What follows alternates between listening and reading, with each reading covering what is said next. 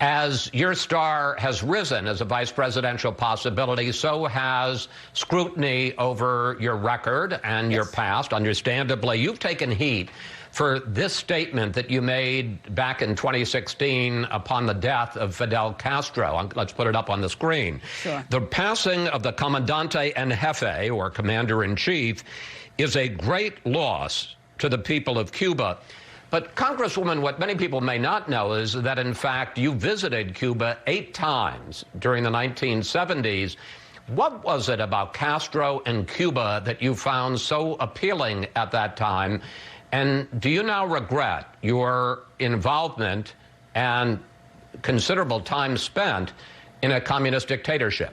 So let me tell you that, first of all, when I went to Cuba over 40 years ago, when I was in my teens and early 20s, I went to help the Cuban people. We were building houses. The other reason why I went was to meet and work with Americans from around the country that were involved in a lot of different social issues. I think that over the past 20 years, my involvement in Cuba has centered on health care and promoting democracy. Do I know an awful lot more now? Do I understand that the Castro regime did not have the same freedoms as we do in the United States, was a brutal regime? They don't have freedom of press, freedom of protest, which was kind of ironic because when I went in my youth, the majority of us that were there were anti-war activists. We were protesting against police abuse and understood then and now that the Cuban people did not have the same freedoms. But what I also believe is that the best way to deal with change is to have relations. And so I support what President Obama and Vice President Biden did in opening up relations with the island of Cuba that's 90 miles away.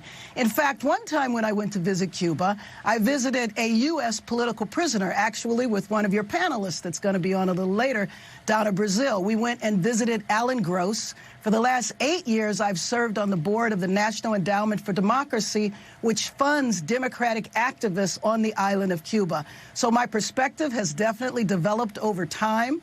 I am interested in 2 products that the Cubans have, one to address diabetes, the other to address lung cancer, and I'm hoping that both of those products will be tested and marketed in the United States if they are safe. But I have just a minute left, Congresswoman, and you make it sound as if this was just when you were young and irresponsible. You were young and irresponsible. You put out that message about Cuba, about Castro's death 6 years or 4 years ago in 2016.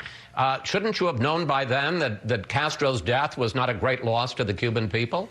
I absolutely would have not put that statement out. And I will tell you that after talking to my colleagues who represent the state of Florida, raised those concerns with me, lesson learned, would not do that again, for sure. Congresswoman